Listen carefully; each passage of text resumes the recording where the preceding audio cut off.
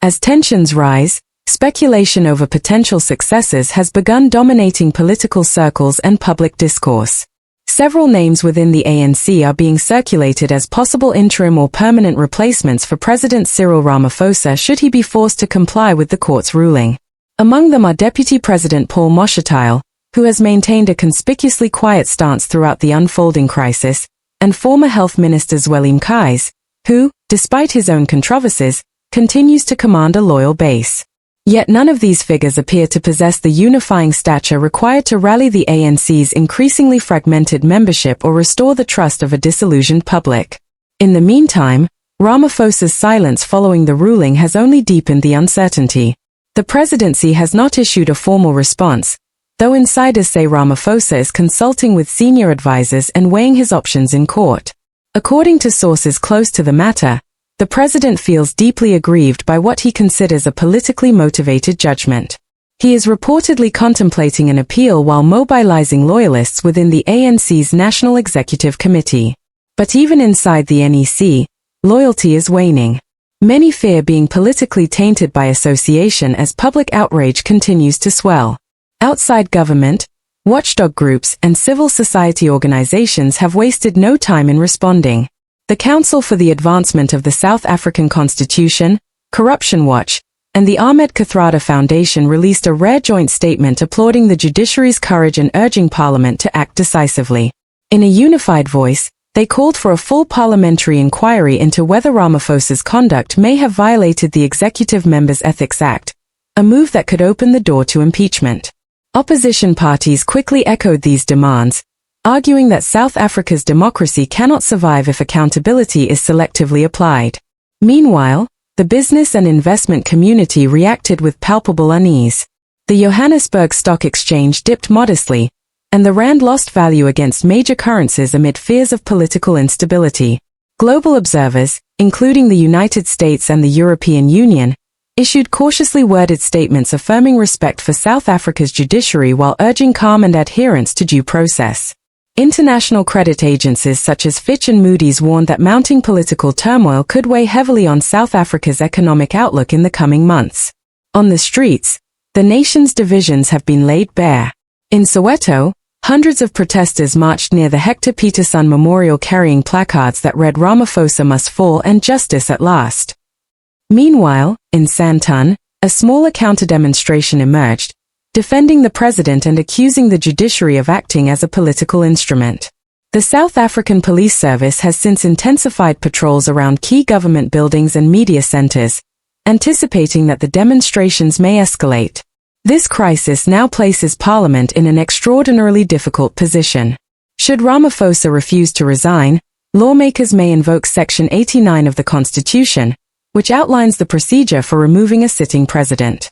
Such a move would require a two-thirds majority in the National Assembly, an unlikely but not impossible scenario if enough ANC members break ranks and side with the opposition. Some ANC MPs from Gauteng, Limpopo, and the Eastern Cape have already voiced doubts about the party's ability to weather this storm under Ramaphosa's leadership. Traditionally, the ANC has stood as a monolithic force in South African politics, a movement defined by its liberation struggle credentials and the towering legacy of Nelson Mandela. But corruption scandals, factional infighting, and voter frustration have eaten away at that unity. Ramaphosa, once heralded as the reformer who would cleanse the party after the Zuma years, now faces accusations that he has betrayed that promise.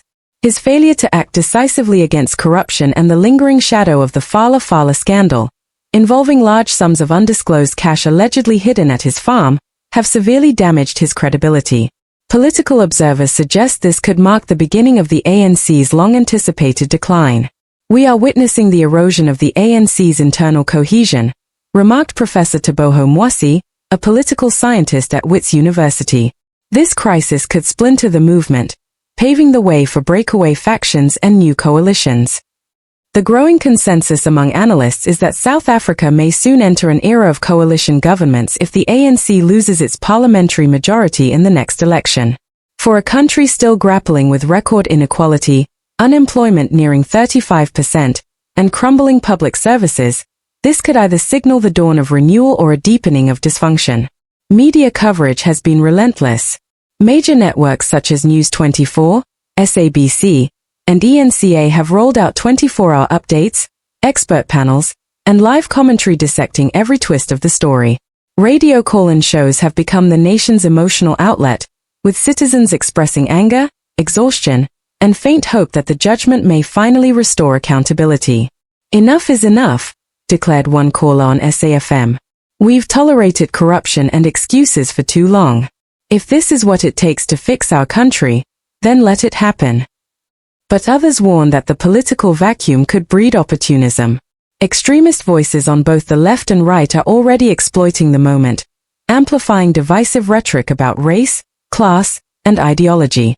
The ANC Youth League denounced the ruling as a betrayal of the revolution, while remnants of the Zuma-aligned faction called it poetic justice for Ramaphosa's alleged betrayal of his predecessor. The party's internal fractures, once confined to whispered corridors, are now playing out in public view for all of South Africa to see. Amid the din, one voice remains conspicuously absent, Ramaphosa's own. His refusal to address the nation has drawn criticism from every corner. "This is not the time for silence," veteran journalist Karima Brown cautioned on air. "This is the time for leadership. The stakes are too high for withdrawal." If Ramaphosa chooses to fight on, he risks dragging the ANC down with him. Yet if he steps aside, it could open the door for renewal, but only if the party confronts its deep-rooted dysfunction and reconnects with its people. Either way, South Africa stands at a crossroads of political reinvention. In the days ahead, the country's institutions, parliament, the judiciary, civil society, and the press will play a decisive role in preserving democratic stability and preventing descent into chaos. The High Court's ruling has offered an opportunity for accountability, but it is merely the beginning of a long and arduous journey. As Archbishop Thabo Makgoba declared during a prayer vigil in Cape Town, this is not the end of South Africa's dream. It is a test of our commitment to it. Let justice roll down like waters, and righteousness like a mighty stream.